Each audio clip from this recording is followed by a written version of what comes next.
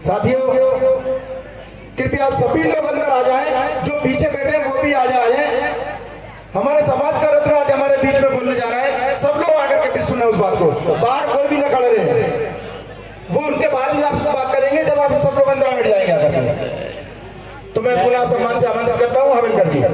सामाजिक बंधुओं से हाथ जोड़ करके आग्रह करता हूँ, निवेदन करता हूँ कि यह कार्यक्रम आपके महापुरुष के सम्मान में रखा गया है और हम सब जागरूक नागरिक कार्यकर्ता समाज बंधु होने के नाते अपनी उपस्थिति इस सम्मानजनक कार्यक्रम में कराएंगे तो कार्यक्रम की गरिमा भी बढ़ेगी और आप सबका सम्मान भी बढ़ेगा। मंच पर विराजमान अखिल भारतीय बसोर समाज विकास समिति के राष्ट्रीय अध्यक्ष श्रीमान केडी राही जी, वरिष्ठ पदाधिकारी राम प्रकाश संस्कार जी, शिवलाल मकोरिया जी, कमल पिपरैया जी, विजय कोंडेलकर जी, प्रदेश अध्यक्ष नयन सिंह बमनेले जी, महिला संगठन से हीरा देवी जी, गणेश श्याम नागर जी, बलराम मिश्र जी, हरप्रसाद पुरी जी, राकेश चौटाला जी, उत्तर प्रदेश के अध्यक्ष रविंद्र कुमार बराड़ जी, राष्ट्रीय युवा अध्यक्ष धनीराम बसोर जी, बहुत सारे नाम है और अधिकांश लोगों से मैं भली भांति रूप से परिचित हूँ, लेकिन सबका नाम लेना संभव नहीं है। इसके लिए मैं आप सबसे क्षमा चाहता हूँ। मुझे सुबह 10 बजे समाज कल्याण मंत्री जी के साथ एक बैठक में रहना है, इसलिए मैं ज़्यादा समय भी नहीं दे पाऊँगा। फिर भी मैं हमारे बाबूलाल मस्ताना जी, जयपाल धमेरिया जी, फूल सिंह मार साहब जी, जितने सारे लोग बैठे हैं हमारे साथ कानपुर से चल कर के आए, अरविंद खन्ना जी, अजीत वाल्मीकि जी, वंचित समाज अनुसूचित जाति कल्याण महासमिति मध्य प्रदेश के अध्यक्ष अरुण कुमार वर्मा जी, उपस्थित मातृशक्तियों, बहनों एवं युवा साथियों, निश्चित रूप से यह वार्षिक आयोजन समाज के सामाजिक, आर्थिक, राजनीतिक आकलन के लिए होता है। हम गुरु महाराज जी की जयंती तो हर्षोल्लास के साथ मनाते हैं, लेकिन कहीं ना कहीं सामाजिक सरोकार की जिम्मेदारियों से हम अपना दायित्व नहीं निभा पाते। ये बड़े दुर्भाग्य का विषय है। कहते ना कभी कभी मौज में आदमी मौत को भूल जाता है। मैं जो कहना चाहता हूं आप समझ गए। इसी तरीके से मौज के चक्कर में आप लोग अपने हक अधिकार को भूल, जो जितने में मिल गया उतने में संतुष्ट है, ये नहीं चलेगा। समाज में हक अधिकार लेना है तो लड़ना पड़ेगा। आज के राजनीतिक परिदृश्य में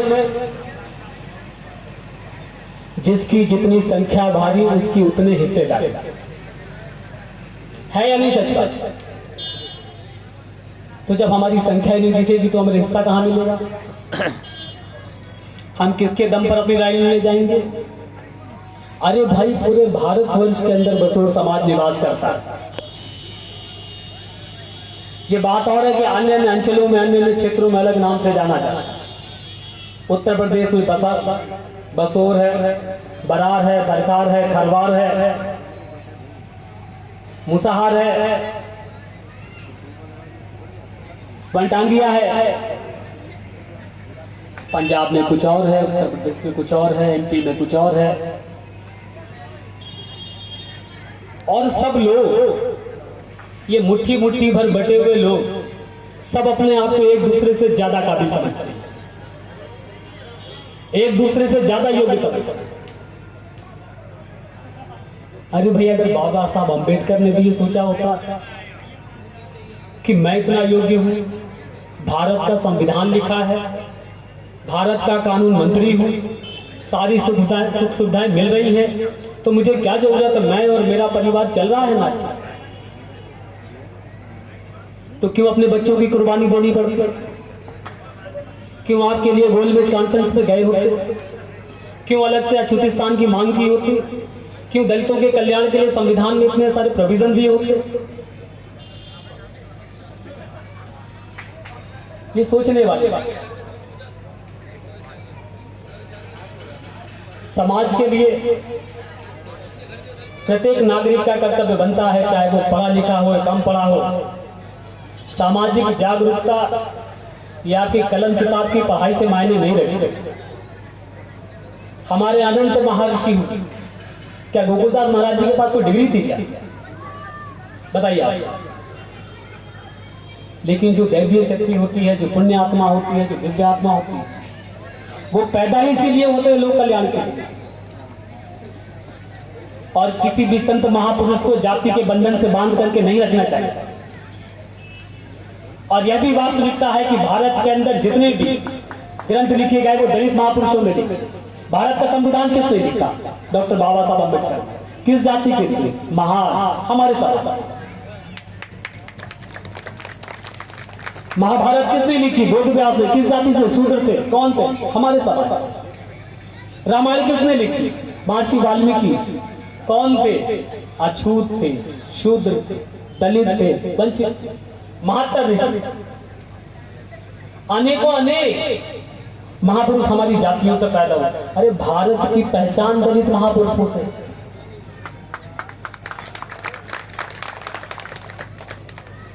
और जिसके वंशज कलम के धनी रहे, जिन्होंने दुनिया का सबसे बड़ा संविधान पवित्र ग्रंथ लिखा हो, उस समाज के लोग बटे हुए हो, इससे ज्यादा लाचारी और विचारगी क्या हो सकती? इसलिए मेरे मित्रों, कार्यक्रम जरूर करना चाहिए, सामाजिक एकता भी दिखनी चाहिए, लेकिन कार्यक्रम को बहुत सारे हिस्सों में मत समेटो। एक समय पर एक काम करो। वो कहावत है, हमारे बुजुर्गों ने कहा कि एक सादे सब सदे, सब सादे सब जाए। बहुत सारा अगर आप अरेंजमेंट करने की कोशिश करेंगे तो कुछ ना कुछ छूट जाएगा। एक प्लेट में 70 पकवान नहीं आ सकते, तो जितना आपके खाने की इच्छा है उस प्लेट में उतना ही लेना चाहिए, तभी उसका स्वाद का मजा भी मिलेगा। मैं पहले भी मैंने कहा, हो सकता है मैं अपनी बात कह रहा हूं, क्षमा प्राप्त करूं वरिष्ठ पदाधिकारियों से। जब गुरु गोकुलदास महाराज जी की जयंती है तो फिर जयंती, जब समाज के अधिकार के लिए सम्मेलन है तो फिर सिर्फ सम्मेलन है। विषय को विषयांतर मत करो, कार्यक्रम को कार्यक्रम के रूप से लीजिए। बहुत हो चुका, कई वर्षों से हम संगठन कार्यक्रम कर रहे हैं। हमारे समाज के लोग अपना बच्चों का पेट काट करके कार्यक्रम में अंशदान देते हैं। बेशकीमती समय अपने बच्चों का भविष्य अपना काम धाम रोक करके हजारों किलोमीटर से चल करके आते हैं, और हम जिन अतिथियों को बुलाते हैं तो कहीं ना कहीं हमारा पक्ष रखने में कहीं कमी है। या तो वो हमें समझना नहीं चाहते, और या फिर हम उन्हें समझाने, कुछ ना कुछ तो है। वरना अब तक इतने वर्षों से राष्ट्रीय सम्मेलन हुए, समस्या का समाधान हो जाना चाहिए। मैं आप ही के समाज का बेटा हूं, बुंदेलखंड क्षेत्र सूपा गांव का रहने वाला हूं। मेरे पिता का नाम मास्टर लाल दीवान हवेले है। बहुत अच्छे वायलिन वादक हैं, ट्रम्पेट वादक हैं, और क्योंकि हमारे खून में संगीत है, गीत है। अभी मैं सुन रहा था कृष्णा बैंड को, अरे भाई क्या क्लासिकल गीत बजाया आपने, वो नाची मयूरी फिल्म का। मैं तो रोम रोम मेरा पुलकित हो गया। मुझे तो 1-1.5 घंटे की थकान भी महसूस नहीं हुई। इतना अच्छा कॉम्बिनेशन, इतना अच्छा ट्रम्पेट में आप लोग बजा रहे हैं। बिल्कुल आंख बंद कर लो तो ऐसा लग रहा है कि मैं कहीं रमणीक स्थल पर भ्रमण कर रहा हूं। मैं चाहूंगा इस मंच से कि उन्हें भी इस योग्यता के लिए पुरस्कृत किया। बहुत अच्छा हमारे समाज की कला है, और मैं वादा करता हूं कि उत्तर प्रदेश के अंदर भी मैं, अगर मेरा आयोजन सफल रहा तो उत्तर प्रदेश के मुख्यमंत्री के द्वारा आपको सम्मानित करवाऊंगा। ये मेरा वादा है। वो और 2-4 लोग जो मेरे से जुड़े हुए हैं, मेरे से मेरा मतलब मेरे समाज से जुड़े हुए उत्तर प्रदेश से बिलोंग करते हैं, मैं उन्हें बाबा साहब अम्बेडकर की जयंती पर सीएम साहब से सम्मानित करने के लिए आग्रह करूं। मुद्दे की बात पर आता आपने देखा होगा, भारतीय जनता पार्टी के एक साधारण कार्यकर्ता होने के नाते, साधन विहीन होने के नाते पार्टी का जहां जो आदेश मिलता है मैं जाता हूं। वो कहावत है ना, भरी दोपहर आधी रात आपका सेवादार के साथ। लोग नारा देते हैं, मैं काम करता हूं। मैंने किया। अभी एक वाल्मीकि स्वच्छकार समाज के लोगों का प्रकरण मेरे नॉलेज में आया कि वहां के कुछ अधिकारी गणों ने सफाई कर्मचारी कॉलोनियों को खाली कराने के लिए नोटिस भेजा हुआ। समाज के अंदर, वाल्मीकि समाज के अंदर बहुत भय व्याप्त है। लोग उस पर राजनीति करने, सरकार के खिलाफ धरना प्रदर्शन करने लगे, भय का माहौल बनाने लगे, अराजकता पैदा करने लगे। तब मुझे मेरे कुछ सामाजिक भाइयों ने, मेरे अपने लोगों ने इस लड़ाई में मुझे आगे आने के लिए कहा, और इस लड़ाई को मैंने अपने ही समाज के भाई उत्तर प्रदेश सरकार के यशस्वी राज्य मंत्री डॉक्टर लालजी प्रसाद निर्मल जी तक समाज की वेदना को पहुंचाया। उसका निराकरण हुआ। 6 दिसंबर को डॉक्टर बाबा साहब अम्बेडकर जी के महापरिनिर्वाण दिवस पर उत्तर प्रदेश के यशस्वी दलित मित्र मुख्यमंत्री श्रीमान योगी आदित्यनाथ जी ने ऐतिहासिक घोषणा की। वो क्या घोषणा थी? उत्तर प्रदेश के अंदर जहां कहीं भी दलित, अनुसूचित जाति, वंचित समाज का व्यक्ति रह रहा है, वो सरकारी भूमि पर काबिज है, गैर कानूनी तरीके से काबिज है, अनलीगल तरीके से काबिज है, उन सबको मालिक बनाने का काम किया जाए। हमने सही फोरम पर बात रखी था, फिर हम मिले, क्योंकि जब घोषणा होती है तो उसका जियो बनने में, गवर्नमेंट आकर बनने में समय लगता है, 3 से 4 महीने का। और मुख्यमंत्री ने घोषणा कर दी और हम बैठ जाएंगे तो ऐसा चलेगा नहीं। किसी भी लड़ाई को लड़ने के लिए हमें स्टेप बाय स्टेप काम करना पड़ेगा, चरणबद्ध तरीके से। हम फिर मिले, डॉक्टर लालजी प्रसाद निर्मल जी ने मुख्यमंत्री जी को पुनः प्रत्यावेदन दिया।